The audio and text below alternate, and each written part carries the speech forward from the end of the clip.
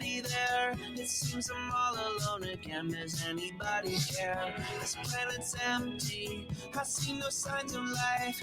Please don't tell me that the human race did not survive. There are no people in the future. There are no people. There are no people in the future. No people at all. There are no people in the future. Where did all my people go? There are no people in the future. Let me try my people call. Where are all my people?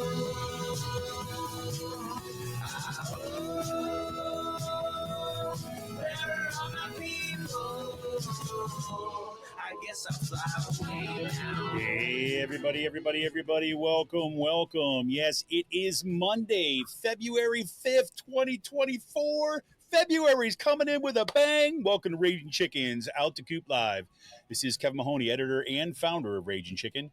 On Out to Coop Live, we talk to progressives, activists, and troublemakers of all sorts right from our own backyard and across the country. You can also join us at the end of the week for our Friday Politics Roundup, where we break down the good, the bad, the ugly in state and national politics.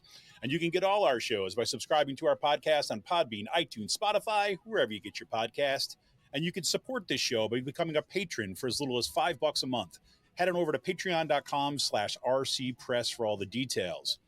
And you also help out the show right now. Head over to our YouTube channel if you're not there already. Smash that subscribe button, like the stream for this show, and hit that notification bell so you'll know every time that we go live.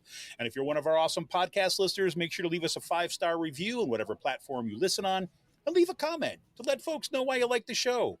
Little things like this help other people find the show.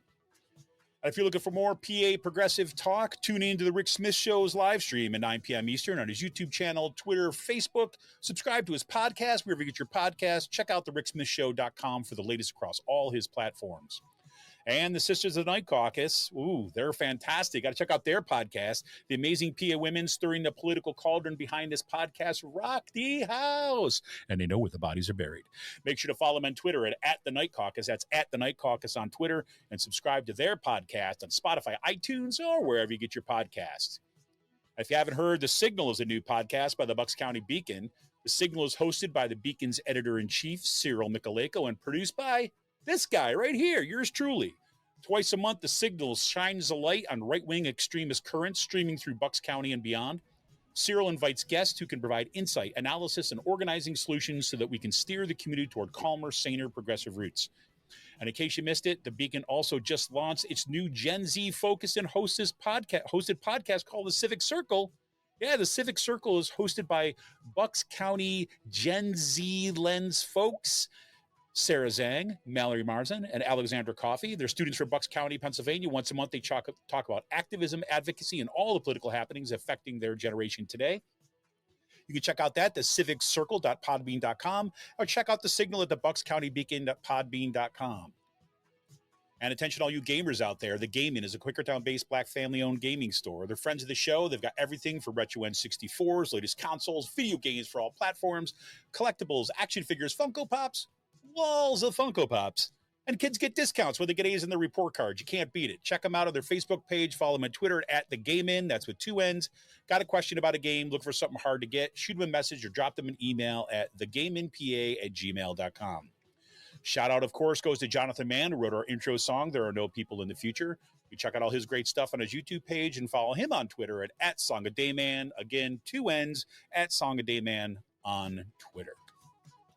Well, we got a very special show today, everybody. On today's show, we're taking a break from our focus on PA to take a trip up north to the Central New York region. Yes, the place I grew up, where it all started. We'll be talking to James Meyers, a Democrat running for the New York State Senate in the 53rd District. The 53rd is significantly different following New York's redistricting in 2022. The 53rd now includes my hometown of Utica, includes some of it before, Utica, New York, and Meyers hopes to defeat Republican Joseph Griffo in this fall's general election. This is an opportunity that just is presenting itself, and so we thought we'd kind of get in right on the ground floor. Meyers is running for the 53rd New York State Senate District with the aim of bringing a fresh approach to representing Central New Yorkers in their state government. He's a veteran with a strong background in service and leadership. He grew up in a working-class environment in upstate New York and a family who dedicated their professional lives to the service of others. After graduating from SUNY Brockport via ROTC scholarship with a degree in history, he accepted a commission into active service as an intelligence officer in the United States Army. He currently holds the rank of Major in the Army Reserve.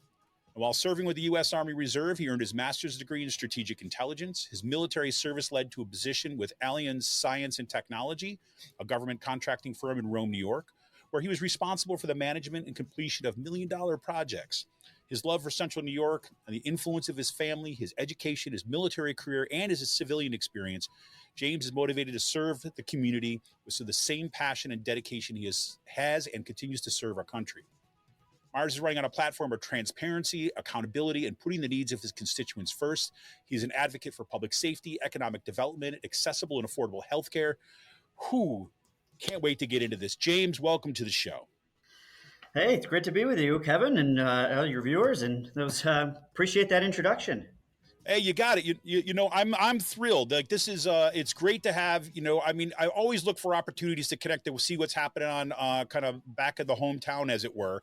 Yeah. And I should, by full disclosure, we've got Sean Mahoney. I don't know if you recognize that last name, Sean Mahoney, working as your campaign manager, That's right. which is absolutely phenomenal. And it's like so great to have this opportunity to really shine a light on a really interesting and intriguing moment in the politics of the region. Yeah, no, it's an exciting time. I think, all across the country, of course, we're going into quite the year from presidential all the way down. I'm sure we all know that. But yeah, I'm looking forward to, as you mentioned, being able to, one, introduce myself to both your viewers, and I'm beginning to introduce myself to a lot of the folks here right in my region, as they've been represented by the same gentleman for quite a long time, and we're looking for a change. So I'm excited to hopefully be that guy that can bring it and explain to both your viewers and folks up here why. Absolutely. So, I mean, you've already kind of done part of it for me, like explain it here, reaching out to people. But I want to give you the opportunity. Like, I gave you a little bit of bio, gave you the resume version, right? Yeah. Here's kind of some of the background. But I'm really interested in for you to kind of introduce yourself to folks who may be listening to this on our podcast or watching the kind of live stream now. And again, anybody who's watching the live stream now, feel free to kind of comment and pose your questions. Be happy to kind of take them. But can you talk a little bit about just kind of that background that we heard a little bit about kind of in the intro, and kind of what got you to this point? What gets you to guy going through the Army, then kind of making it into the private sector, and now just making this decision to kind of step forward again in that line of service and kind of run for office? Sure, of course. And thanks again. Yeah. So, I mean, to me, and this, I tell people, might sound a little cliche, but to me, it's not, and it's important to me, which is just that idea of service, right? I mean, I haven't really known anything else since 19 years old. I met a guy that I worked with at a local grocery store who said, "Hey, you ever thought about joining the Army?" I said, "No, actually, I haven't." But so he introduced me to ROTC at SUNY Brockport outside of Rochester, New York. That's where I was going to college. I was getting my history degree at the time. And, to be fair, what was also a benefit was, hey, we can help pay for school. You Absolutely. Can, maybe see the world. And I said, that sounds like something I could be interested in. And I got involved with ROTC there, and I never looked back. I actually very much enjoyed the time I spent at Brockport. I met some wonderful people, honestly, from the folks that ran the ROTC program to the folks that I was in school with. There was some great people out there, and it kind of hooked me into this life of service, I suppose. And from when I commissioned, and that was 2010 when I commissioned into the Army as an active duty intelligence officer. I served on 4 years. I served on active duty for 4 years after that, from 2010 to 2015. Was able to experience a lot of things, lived a lot of places. Most of that time, my full-time duty was in Fort Gordon, Georgia. I was with the 513th Military Intelligence Brigade down in the Augusta, Georgia area. Mm-hmm. Had a tour overseas where I served in Jordan in 2013 during that time. Then I always knew that I would likely get off of active duty after that time, but I always wanted to continue. I had looked at opportunities in the National Guard and the reserves. And when I left active duty in 2014, actually had a brief stint where I lived in Maine for a short time. I was in a relationship with someone that was from Maine, and I found a job with a company that you had mentioned actually in the intro, Alliance Science and Technology. They had a location in Bath, Maine, doing shipbuilding work. Mm-hmm. And I was there for a short time. And then they said, we have a location in Rome, New York. And I knew that was, for me, that was a good place to be because it was close to where I grew up, closer than I had been in a while. And I moved back to the upstate New York area. And I felt like this region was very similar to where I grew up. And I met a lot of great people. So I did move back here in 2015, worked at Alliance since then, and continue to serve in the reserve component since then. So I'm now, like I said, a major in the Army Reserve. Been serving since 2015 in that capacity, and continued to work, like I said, at Alliance, managing contracts up in size up to $10 million. So I just wanted to bring that service aspect. I've always been interested in government and politics. As I've been here too, I've volunteered for multiple campaigns since I've lived here too, right? So I worked on a couple congressional campaigns, and then I worked locally last year on a mayoral campaign. And ever since then, that just kind of gave me that bug to continue that service.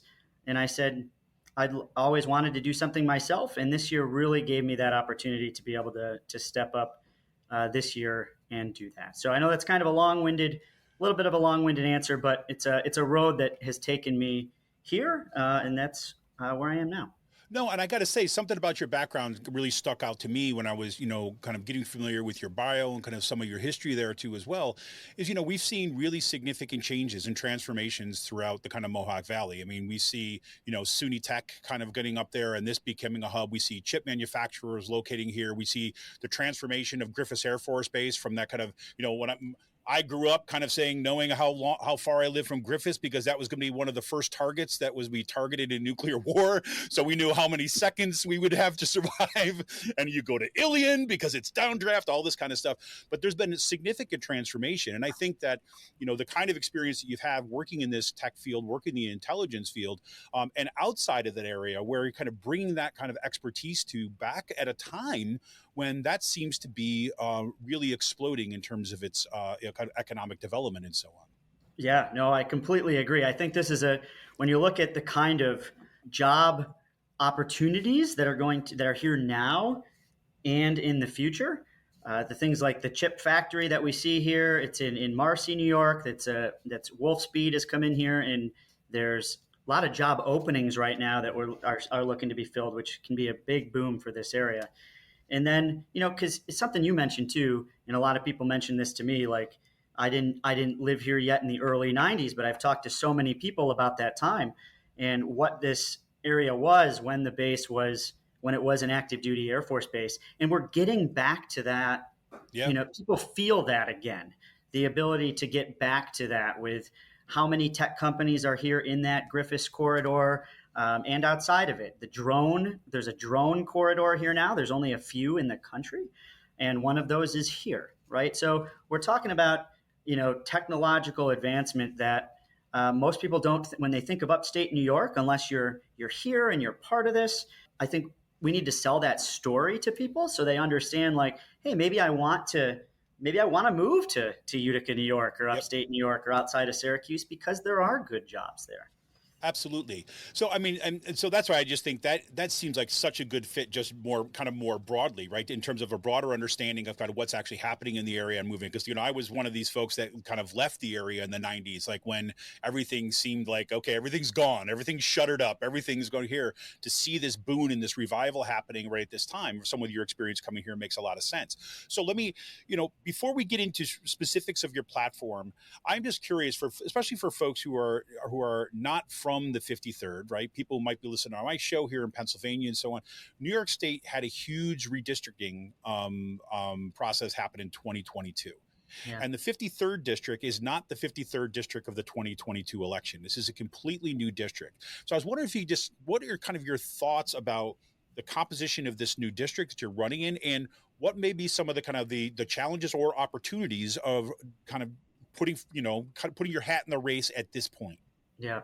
No, thanks for that, Kevin, because I think that is an important Very important point here. So, in some a little bit of more background too on the incumbent that is currently in this district. So Joe Griffo has held the seat that encompasses at least the Utica and Rome area since 2008 as a state senator, running unopposed since 2010. So I think there's a lot of opportunity just in that aspect. But this is the first year, as you mentioned, that that these lines have been redrawn. So the district used to go all the way up to Canada, and that he represented, and that was the 47th district.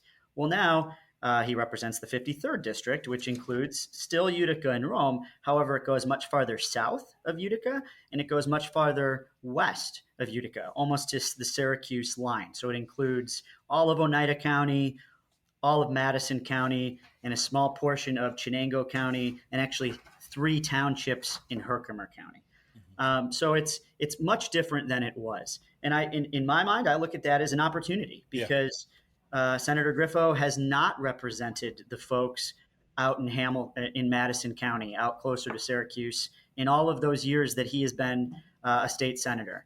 He's clearly, he has represented Utica and Rome, and he has a bit of a foothold in there.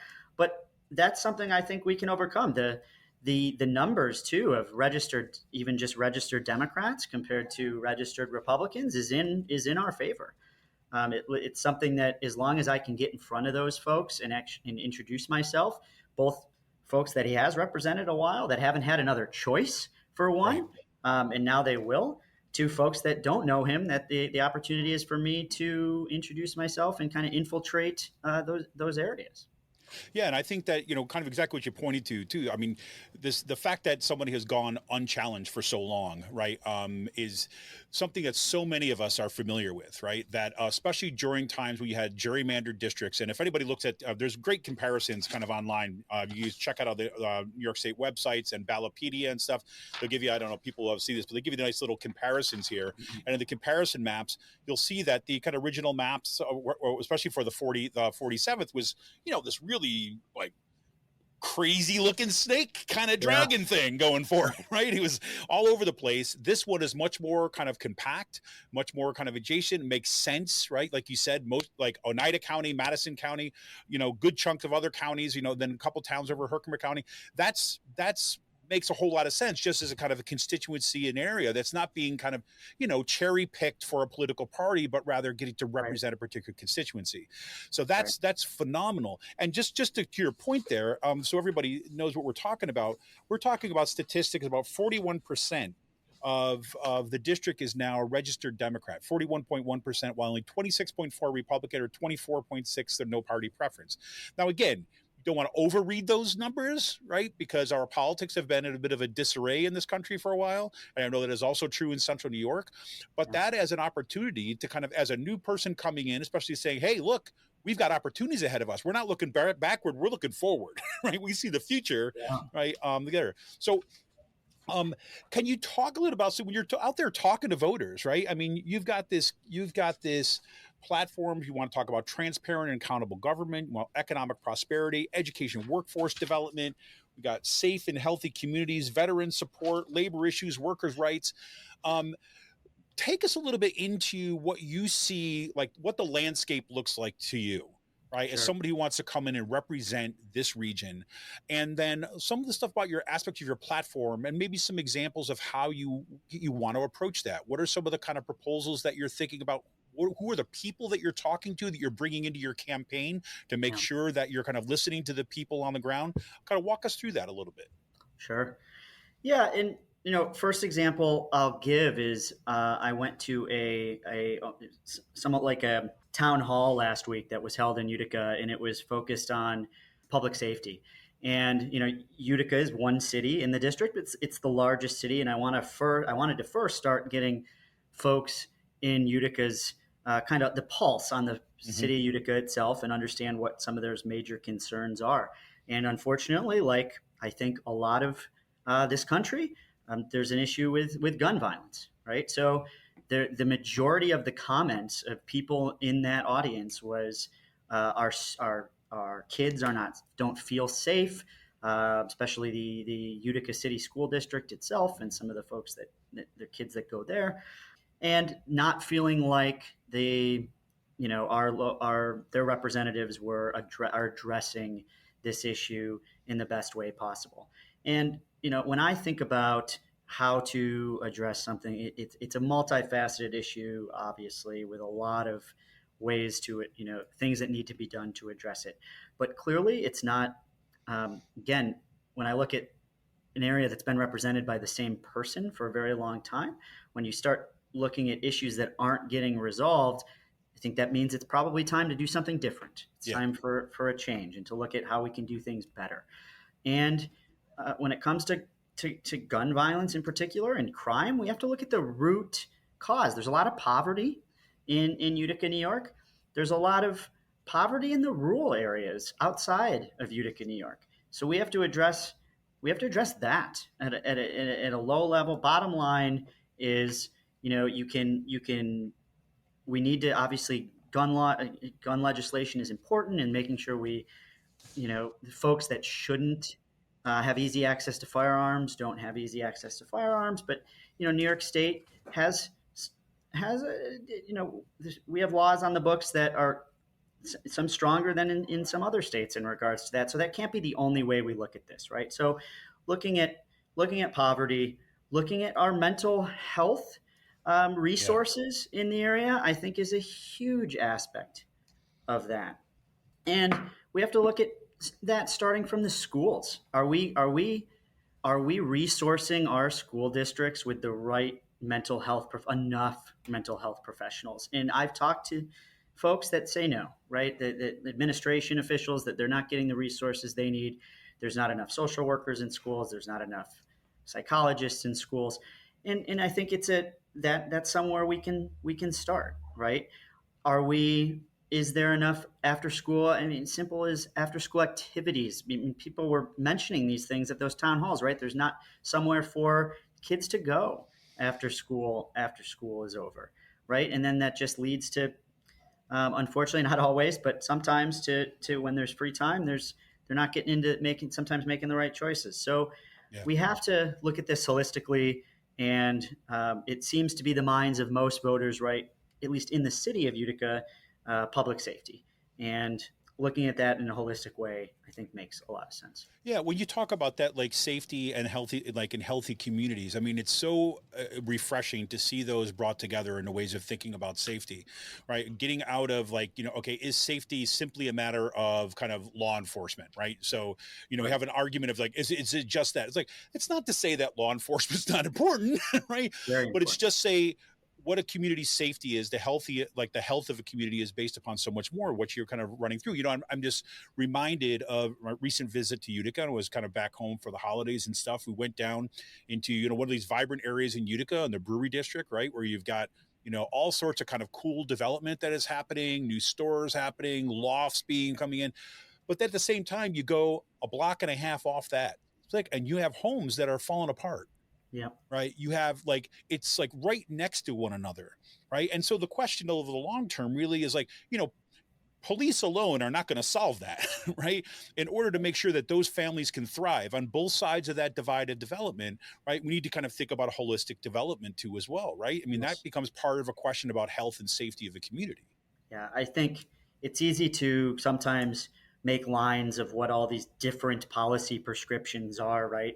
But almost, when I talk about safe and healthy communities, and I include publics, I'm glad you kind of caught on, right? And that's how I wanted to describe it, right? Safe and healthy communities to me is both public safety and mental health care and public health care, but it also goes together with economic prosperity and education and workforce development. They're not all separate issues, right?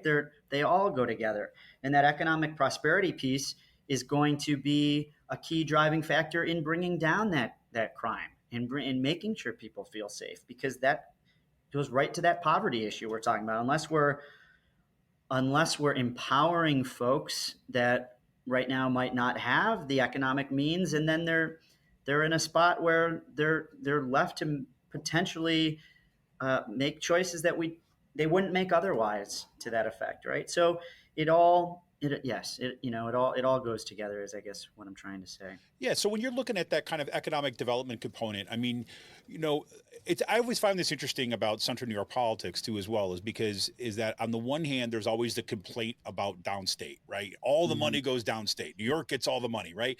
But that's the same thing. It also becomes kind of an excuse for not doing anything, Yeah, right? It's right. like, the people throw their hands up in the air like, well, there's nothing we can do.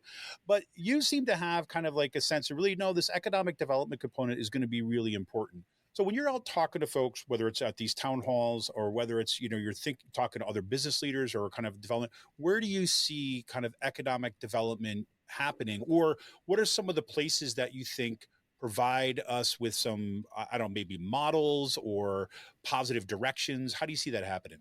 Well, again, we have to start looking years ahead too at Mhm. jobs of the future. And I think even it's something I didn't mention when we talked about some of the new businesses in the Griffiths area that are high tech. We also have a new hospital that just opened in Utica, New York, and it's a high end, state of the art, brand new hospital Yep. that's taken the place of a couple hospitals that were here previously, and that is also bringing in a lot of new jobs, and a lot of new folks had moved into the area because of that.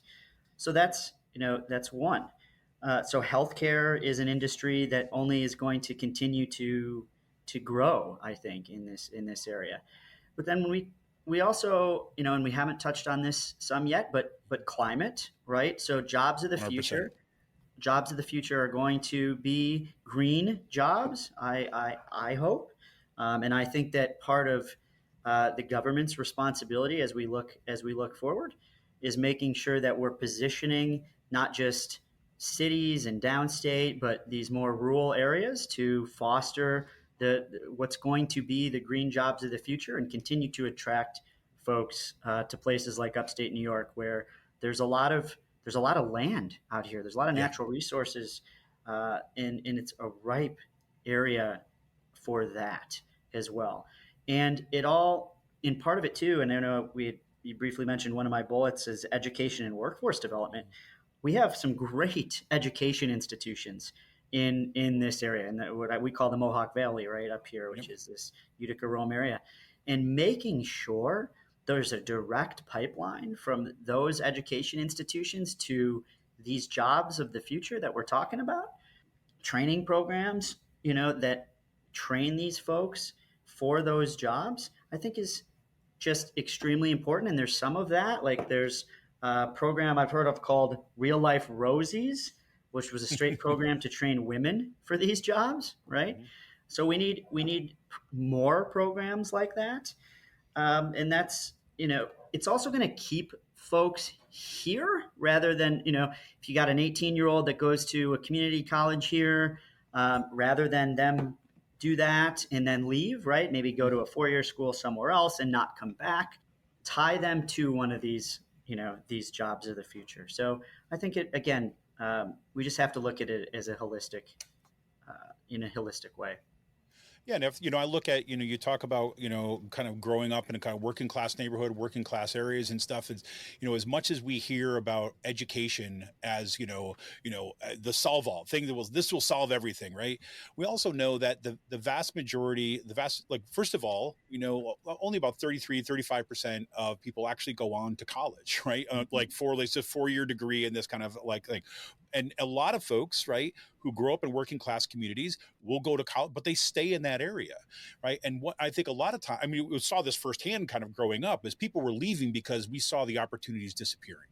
Mm-hmm. And for that idea to be thinking forward, where you're saying, okay, look, not only can you get a good education here in community college, not only can that connect you up to some of these institutions, but we've got these organizations, we've got these businesses, we've got these opportunities for you to help build this future. And I think that's exciting, especially that, keeping families together, like especially kind of in rural areas where there's, look, that's your family and it's your kind of community, right? Why would you want to have to kind of move to like Ohio or some other state or something like this, or other part of the country where you're going to break up that community? It seems like this is going to become all the more important going forward. Yeah, and exactly what you said about a lot of folks, and something I want to hammer too is like you mentioned, not going a 4-year degree isn't always the end all be all. Right. These trade jobs that Exactly. we're gonna need even in these same industries, the green energy industry, the semiconductor industry, we need we need folks apprenticeships at right after high school, for instance, to get 100%. them into those types of positions. And again, with education being how expensive it is, a lot of times it's just not. It's more beneficial many times for students or young people to do those types of jobs rather than go to a 4-year school or even get a master's degree, for instance. Well, and I'll tell you, I think, I've been involved with kind of union movement pretty much my entire life, right? I mean, by family, right, long roots in family. But then, I'm a unionized faculty member now, right? I worked as an organizer with SCIU when I was a grad student up in Syracuse. I worked with the American Federation of Teachers, like for a summer doing research in the higher education in DC, right? So, I mean, seeing those kind of connections there. And I was embarrassed when I took a job at Kutztown University. I started working with this. It was called the Labor Education Institute. I got a guy was leaving, asked me if I wanted to take it over. It's my second year. I was like, what the hell? I'm just barely got my foot on it. But we started working with the Reading Area Labor Council, which is in Berks County, Pennsylvania here. And one of the things that I learned about for the first time in my life, right, even in being involved in a union family, was about what apprenticeships were. Right. And of course, Sean, those what apprenticeships are, right? The fact that you, instead of going on to like a trade school where you're going to incur debt, right, to learn a trade and then hopefully you're going to get a job, to get a union apprenticeship job, right, to get paid and trained, Yes. right, in those skills is impressive. And what they were doing in kind of Reading was they had a labor in the schools. They get the apprenticeship programs into the schools that they were saying, yes, okay, you're going to get these opportunities here, but why don't we kind of think about trying out this apprenticeship on this kind of like, on a short-term basis so you can see if this is for you. And so then people became aware of it, that the only option wasn't college or my future's in the tank, Right. Nope. I co-sign with everything you just said too. I 100% agree. I think trade jobs, union pays for training and education in some instances, right? And those are high paying jobs with no debt, right? I mean, it's a win-win, I think, for a lot of folks. 100%. So let me ask you this. So if you're kind of, you're out on the campaign trail, you're talking about what you hope, you're talking about why you're running. What are the kind of things that you hope folks are left with, right? What do you want them to walk out of that room, or for that matter, leave this discussion, right, with about what you're trying to do, why you're running, and what you hope to bring to, once you're elected, to bring to the table? Yeah, I think I want folks to understand that change is possible. We don't have to just, and I hate to use the word settle, but a little bit, right? There has been a choice. There hasn't been a choice in a long time. And I feel like I can bring some change and service to this district and give people that and a different perspective, right? So again, as we've mentioned, Senator Griffo in particular in this race has just been in this position for a long time. And it's, I of course, I want to be involved in public service. I think that's a notable profession and it's important. But I also come at it now with being part of the military for many years, being part of the private sector for many years. It gives me just a bit of a different perspective in not being in that same role for the last 15 years, for example. So I think something that I've been able to develop over those years is understanding how to bring the right people together I have a very diverse staff already, for example, on the campaign staff that I can get different ideas from because their perspectives are going to be different than my own, for example.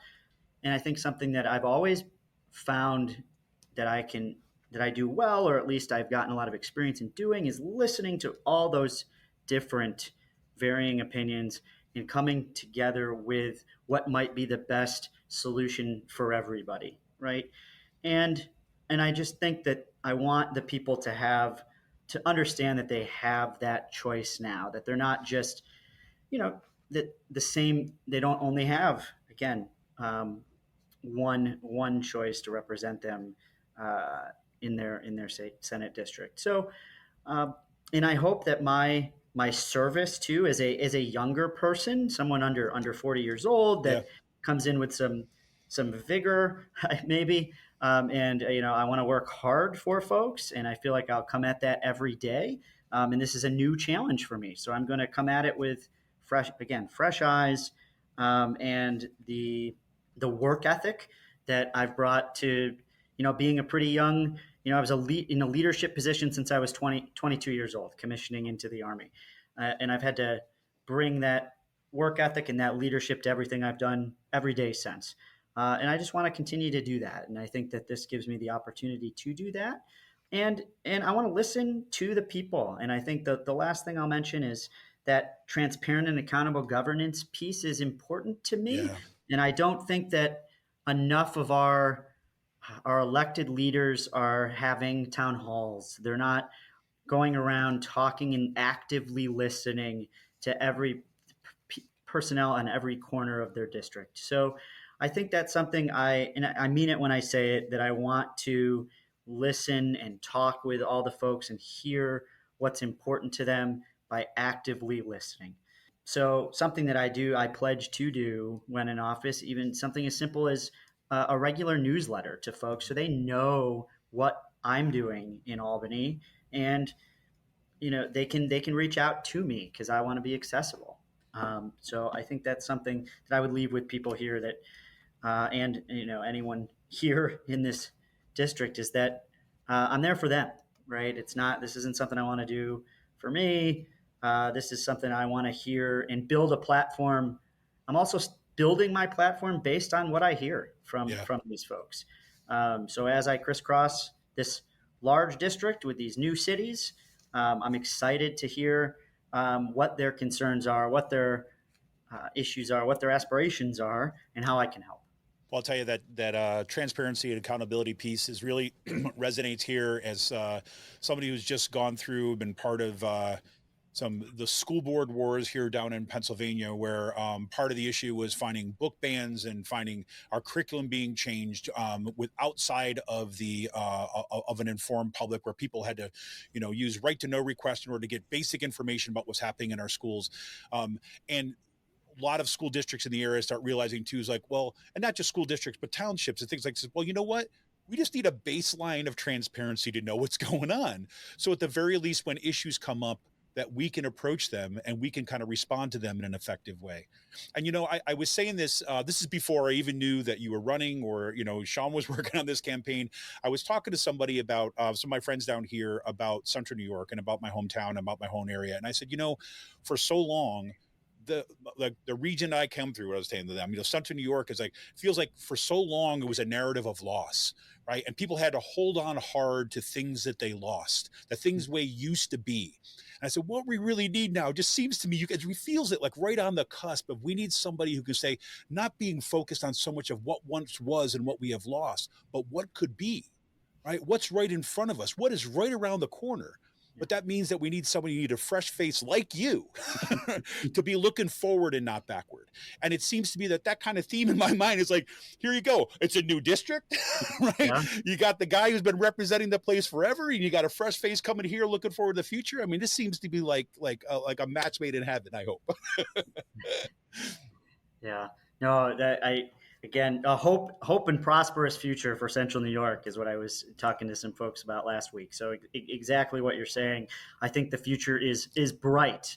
And you do unfortunately get a few of those folks that you mentioned that say, well, maybe our path, but the majority of people I talk to is starting to see it, right? Is starting to see it when they see these new jobs coming in and they see what we can do here based on these opportunities.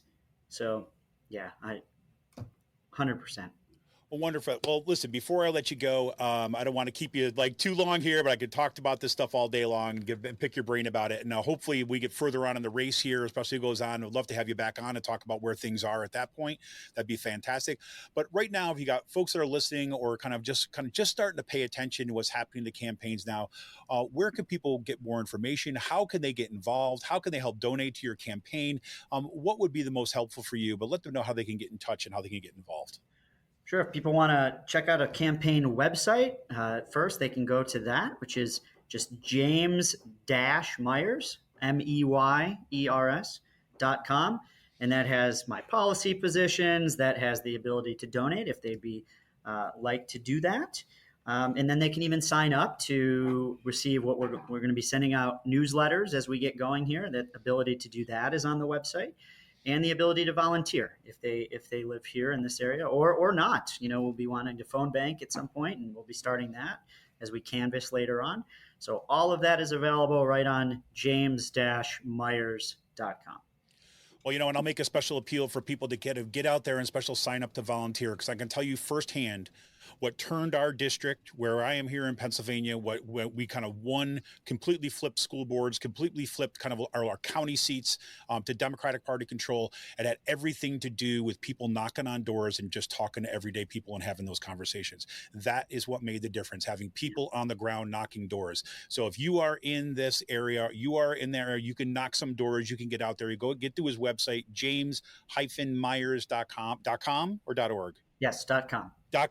Head on over to that website, sign up to volunteer, and get out there. And look, I know it can be intimidating, especially if you've never done it before, but I can promise you're in good hands, right? You got family involved here. I can tell you're in good hands, right? Get out there, knock some doors, and talk to people. It's just meeting people in your community and talking about that bright future that James hopes to bring here. Well, James, are there any last words that you want to kind of bring to people before we head out? No, again, say thank you so much, Kevin, for having me. This has been great. Really appreciate coming on, being able to talk to folks both in your district and mine. And I'm just ready to get to work. I mean, that's what we're doing up here, right? Getting to work. 100%. Well, let's get to work, shall we, folks? James, thank you so much for coming on the show. I wish you kind of all the best. We're going to be paying attention to your race. Kind of always, like I said, open invitation to come back on. I got issues that you want to talk about when I get out there. It's absolutely fantastic. Everybody, please do check it out, james-myers.com. Get that information out there. And look, we're going to be following the race, and best of luck to you going forward. Thanks so much, Kevin. All right, you got it. All right, this is Kevin Mahoney, editor and founder of Raging Chicken. Want to remind you that you can help support this show. Become a patron for as little as $5 a month. Head over to patreon.com/RCPress for all the details. Oh, man, we got some good shows coming up here. I wish I can give you all the details, but there's just not enough time right now. So watch your socials, everybody. See ya!